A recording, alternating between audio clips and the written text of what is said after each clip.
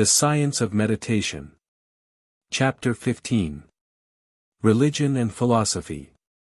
In Chapter 8, Wisdom of the East, I stated that Eastern wisdom comes from meditation.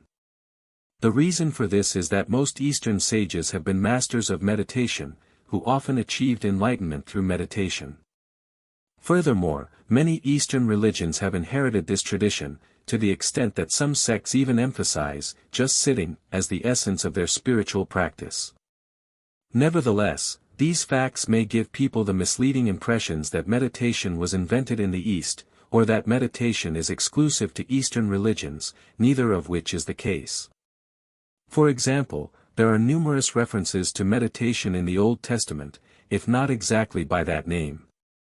Just as the ancient Chinese referred to meditation as Wu Wang, sitting forgetting, or Xin Zhai, mind fasting, the ancient Jews referred to meditation as Haga, to murmur, or by implication, to meditate, swach/suwach, to muse, or by implication, to contemplate, or melateo, to care for, or by implication, to imagine, or to reflect. The first person in the Old Testament who meditates is Isaac. In Genesis 24 verses 63 to 64, Isaac is practicing meditation, swach, in a field when Rebekah, his future wife, comes to him. Also, after Moses dies, Joshua receives instructions from God to meditate on the Book of Law. In Joshua 1 verse 8, it says that, "This book of the law shall not depart out of thy mouth, but thou shalt meditate, Haga, therein day and night, that thou mayest observe to do according to all that is written therein, for then thou shalt make thy way prosperous, and then thou shalt have good success." King James Version. The New Testament also includes a variety of passages that call the followers of Christ to focus the mind, i.e., meditate, on God. These passages, which include Philippians 4 verses 4 to 9, Colossians 3 verses 1 to 3, Romans 8 verses 5 to 7, Hebrews 3 verse 1, and Hebrews 12 verse 2, show that a person's thoughts determine who they will become. Thus, thinking about God, God's Word, and God's ways through meditation is a critical spiritual discipline for followers of Jesus. Whether the process is called prayer, contemplation, or reflection, they all involve entering a mysterious and even sacred state of mind by keeping the body still, that is, by meditating. As I pointed out in Chapter 7, Stillness and Motion, any human activity that is achieved by maintaining stillness in the body is essentially meditation. Although meditation has been a common practice in both Eastern and Western religious traditions, Eastern practitioners, especially those from Eastern religions, have invented more meditation methods and created more concepts and theories, thus elevating the status and role of meditation in spiritual practice to unprecedented heights. One of those Eastern theories is Zhi Guan, which divides meditation into two steps, Zhi and Guan. Literally, Zhi means to stop, and Guan means to observe. Zhi involves calming or even stopping thought to achieve a state of mental tranquility. Guan involves exploring and contemplating truth after the mind has been calmed. The goal of Zhi is more or less the same for everyone, but the goal of Guan differs for different practitioners. For example, Buddhist meditators seek to achieve selflessness or emptiness, whereas Taoist meditators seek to achieve effortlessness and purity. But even atheists can explore truth via Zhi and Guan. In fact, anyone can meditate purely to derive significant benefits for both the body and the mind, without necessarily being tied to any specific religion. Aside from connections between Western religions and meditation, there is also a relationship between Western philosophies and meditation. Although Western philosophers may not have been as involved with meditation as Eastern sages have been, many Western philosophical ideas are intricately connected to meditation. For instance, many major historical figures in philosophy have provided answers to the question of what, if anything, makes life meaningful. Arthur Schopenhauer, who is one of those philosophical figures, posited that all human actions are determined by the will to live, that is, everything we do is driven by our desires. Schopenhauer even argued that all nature, including humankind, is the expression of an insatiable will, and that it is through the will that humans find all their suffering. A constant desire for more is what causes this suffering. In The World as Will and Representation, Schopenhauer contends that, along with pain, boredom is one of two forms of suffering that we cannot avoid in life.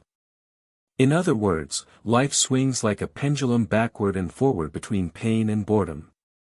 When people are in emotional pain, they fill it with things to relieve the pain. But after a while, they become bored with that. Thus, Schopenhauer's understanding of the suffering in life aligns with the Buddhist concept of the universal suffering of all sentient beings. However, Schopenhauer proposed two ways to deal with that suffering. The first way that he proposed was to aesthetically contemplate art.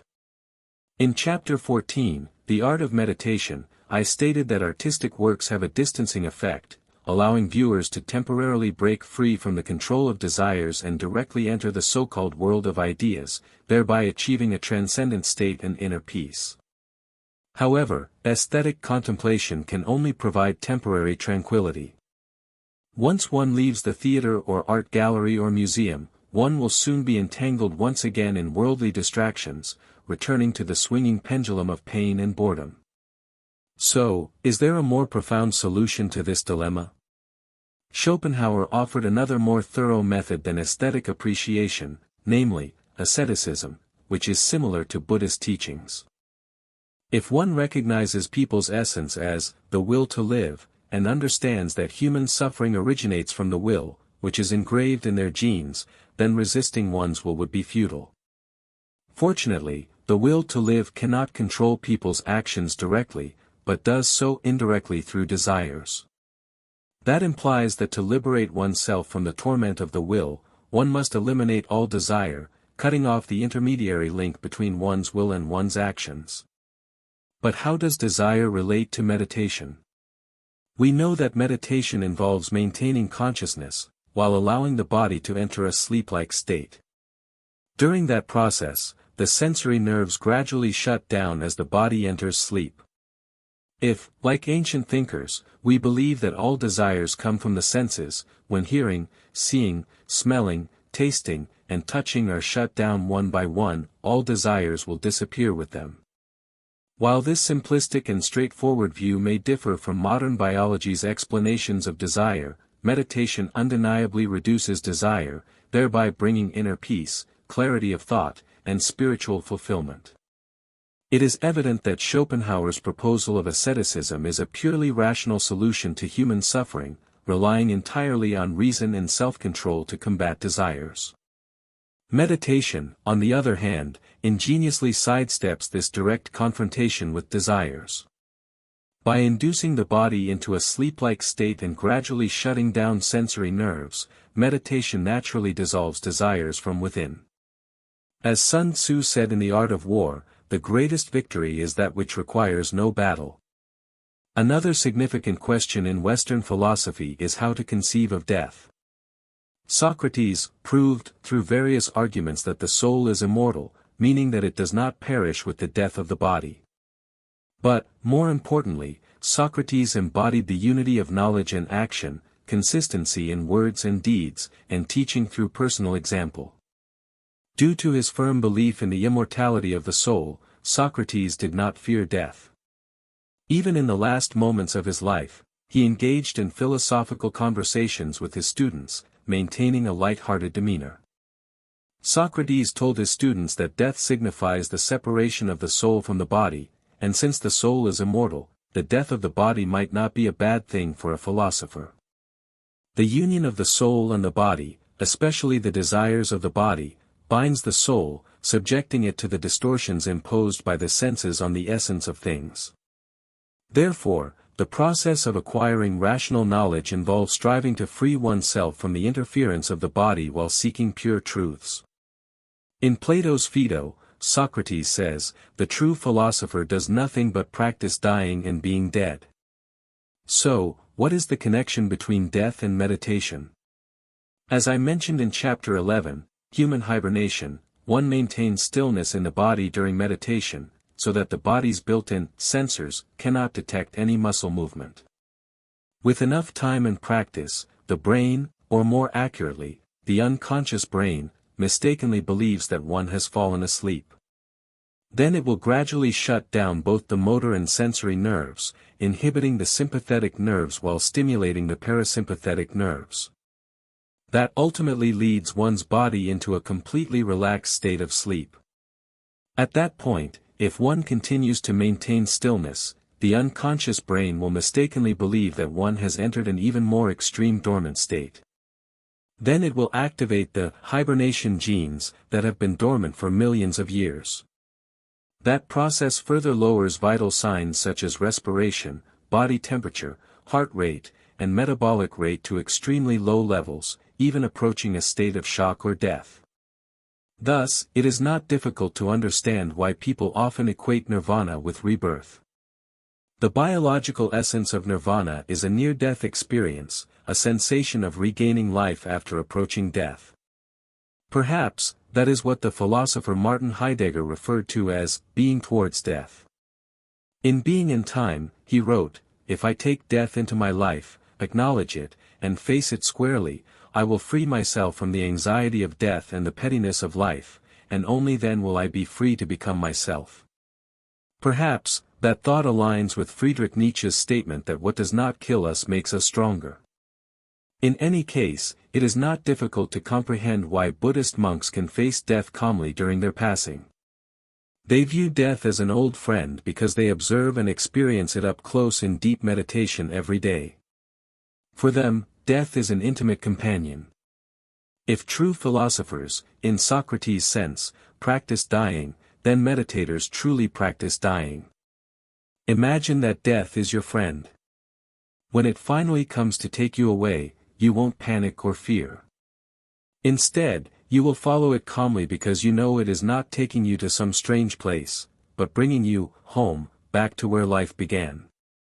Of course, not fearing death does not mean underestimating life. On the contrary, not fearing death can make one stronger, in Nietzsche's sense, which signifies developing heightened vitality and creativity. Not fearing death means that we can more actively engage in work and life.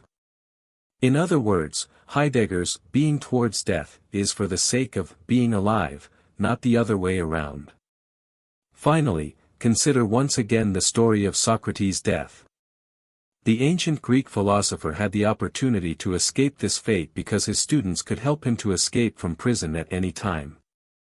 However, Socrates declined that proposal, using his death to show the world what true unity of knowledge and action is.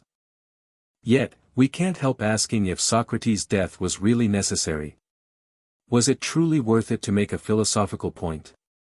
Or we can ask a more general question: in this chaotic world, in which we face various religious beliefs, philosophical thoughts and doctrines, and an overwhelming array of scientific theories and hypotheses, including the unconventional views proposed in this book, what attitudes and principles should one hold to achieve truth?